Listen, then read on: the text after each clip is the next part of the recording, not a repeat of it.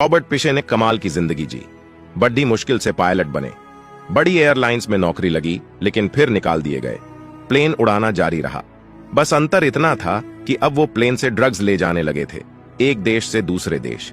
इसी चक्कर में एक रोज पकड़े गए, जेल हुई। 5 साल बाद बाहर आए, पुनर्वास में दिन गुजारे, तब जाकर समाज ने वापस अपनाया। इसके बाद शुरू हुई दूसरी पारी। किस्मत से दोबारा पायलट की नौकरी मिल गई। पिछली बार इस काम से जिल्लत मिली थी, लेकिन इस बार कुछ और होना था। 24 अगस्त 2001 की रात 39,000 फीट की ऊंचाई पर रॉबर्ट एक प्लेन उड़ा रहे थे। अटलांटिक महासागर के ठीक ऊपर पता चला कि प्लेन का ईंधन पूरी तरह खत्म हो चुका है। सबसे नजदीकी हवाई अड्डा 130 किलोमीटर दूर था और 300 लोगों की जिंदगी अब रॉबर्ट पिशे के हाथ में थी। क्या पिशे ये प्लेन लैंड करा पाए? तेल खत्म कैसे हुआ, चलिए जानते हैं। कहानी शुरू होती है कनाडा के टोरंटो शहर से। एक प्लेन ने उड़ान भरी, फ्लाइट नंबर 236।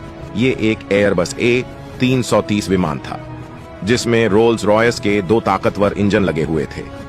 प्लेन में पैसेंजर और क्रू मेंबर को मिलाकर कुल 306 लोग सवार थे और इसका गंतव्य था पुर्तगाल की राजधानी लिस्बन। प्लेन जब उड़ा, उसमें ईंधन जरूरत से 5 टन ज्यादा था। ये डिटेल क्यों बताई, आगे कहानी में समझेंगे। तो हुआ यूं कि उड़ान भरने के कुछ घंटों बाद प्लेन 39,000 फीट की ऊंचाई पर था, अटलांटिक महासागर के ठीक ऊपर। प्लेन को उड़ा रहे थे पायलट रॉबर्ट पिशे, जिन्हें अपनी ड्रग्स वाली उड़ान सहित कुल 16,800 घंटे उड़ान का अनुभव था। रॉबर्ट अपनी पिछली जिंदगी को बहुत पीछे छोड़ आए थे। जिंदगी की दूसरी पारी शुरू किए 5 साल गुजर गए थे। इन सालों में रॉबर्ट की ओर से कभी कोई शिकायत नहीं आई थी। प्लेन के फर्स्ट ऑफिसर का नाम था डर्क डिएगर, जो अब तक 4800 घंटे की उड़ान भर चुके थे। दोनों अनुभवी थे। प्लेन आराम से अपनी यात्रा में आगे जा रहा था। यात्रा के दौरान यात्रियों ने खाना खाया, सोने वाले नींद के आगोश में चले गए। कॉकपिट के अंदर भी सब नॉर्मल था। आधी रात के करीब कैप्टन रॉबर्ट ने एक अजीब सी चीज नोट की। उन्होंने देखा कि इंजन नंबर 2 में ऑयल प्रेशर हाई और ऑयल टेम्परेचर लो दिखा रहा है। ऐसा होना नहीं चाहिए था। प्लेन के सारे उपकरण सही काम कर रहे थे। उन्हें जब इसका कारण समझ नहीं आया, उन्होंने फर्स्ट ऑफिसर को इस बारे में बताया। वो भी इस बात पर कंफ्यूज था, लिहाजा दोनों ने तय किया कि उन्हें इसकी जानकारी कंट्रोल सेंटर को दे देनी चाहिए। कंट्रोल सेंटर ने कारण पूछा तो पायलट ने जवाब दिया, शायद ये एक फॉल्स अलार्म है। कंट्रोल सेंटर ने उन्हें स्थिति पर नजर बनाए रखने की हिदायत दी। प्लेन अपनी रफ्तार से आगे बढ़ता रहा। कुछ देर बाद एक और अजीब चीज हुई।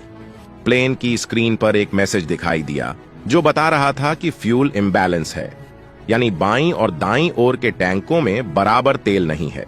ईंधन का इम्बैलेंस अपने आप में कोई खतरा नहीं, लेकिन अगर दोनों इंजन बराबर काम कर रहे हों तो ऐसा होना नहीं चाहिए।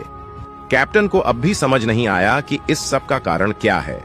प्लेन में कहीं कोई दिक्कत नहीं थी, लिहाजा अपने अनुभव के आधार पर उन्होंने फ्यूल इम्बैलेंस सही करने की कोशिश की। इसके लिए उन्होंने दोनों टैंक्स को आपस में जोड़ दिया कि बाएं टैंक से दाएं टैंक में फ्यूल ट्रांसफर हो और एक बैलेंस बन जाए।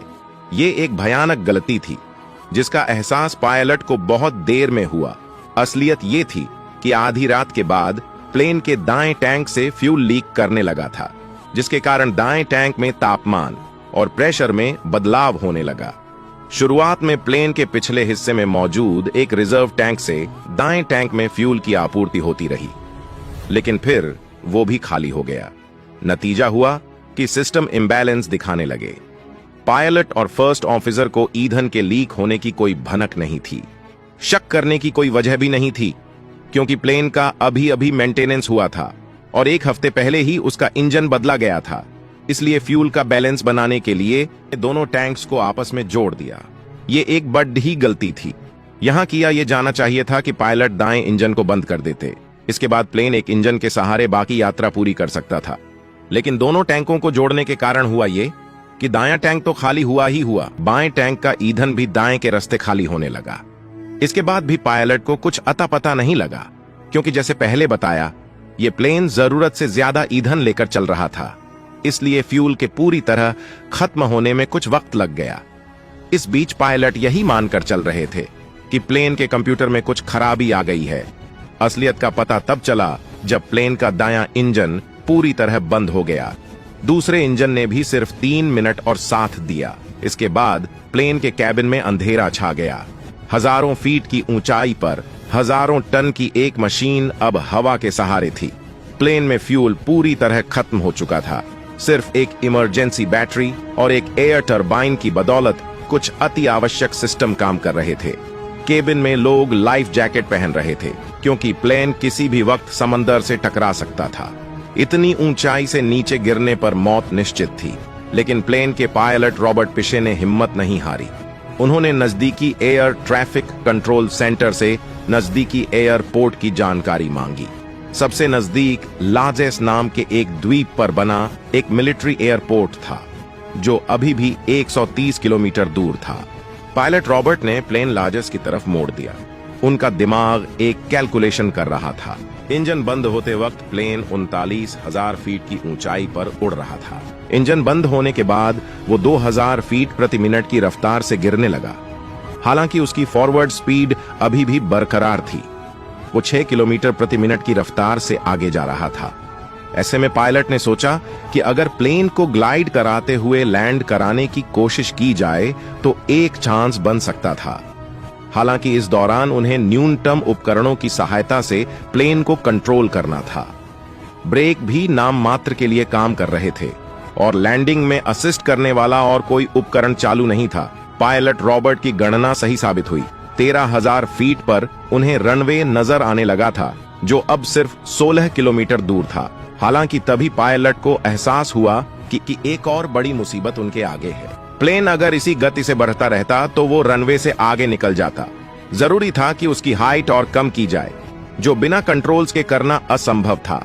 ऐसे में पायलट रॉबर्ट ने एक तरकीब लगाई। उन्होंने प्लेन को मोड़कर एक 360 डिग्री का चक्कर लगाया। इस दौरान प्लेन और नीचे आ गया। प्लेन पिछले 19 मिनट से हवा में तैर रहा था।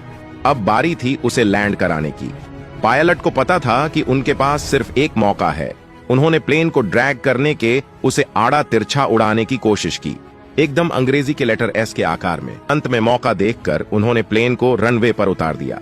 प्लेन रनवे से टकराकर एकदम बॉल की तरह उछला और फिर नीचे आ गया। स्पीड के कारण उसके पहिए फट गए और बॉडी में दरार आ गई। प्लेन रनवे पर 3/4 दूरी पार कर रुक गया। तुरंत बचाव कर्मचारी प्लेन तक पहुंचे।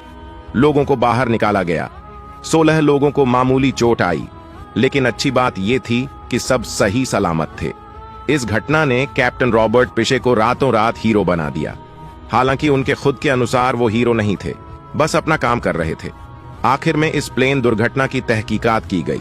पता चला कि प्लेन का इंजन बदलते हुए उसमें गलत फ्यूल पाइप लगा दिया गया था, जिसके चलते बीच फ्लाइट में फ्यूल लीक करने लगा। गलती पायलट और को पायलट की भी निकली, क्योंकि अगर उन्होंने सही प्रोसीजर का पालन किया होता तो प्लेन का सारा फ्यूल खत्म नहीं होता। कैप्टन रॉबर्ट पिशे को हालांकि इस गलती के लिए सजा नहीं दी गई। माना गया कि उन्होंने वही प्रोसीजर अपनाया जो सभी पायलट को सिखाया जाता है। रॉबर्ट पिशे इस घटना के बाद भी प्लेन उड़ाते रहे। साल 2017 में उन्होंने अपने इस पेशे को अलविदा कह दिया। 2023 की बात करें तो रॉबर्ट पिशे एक परोपकारी संस्था चलाते हैं, जिसका उद्देश्य नशे के आदी लोगों की मदद करना है।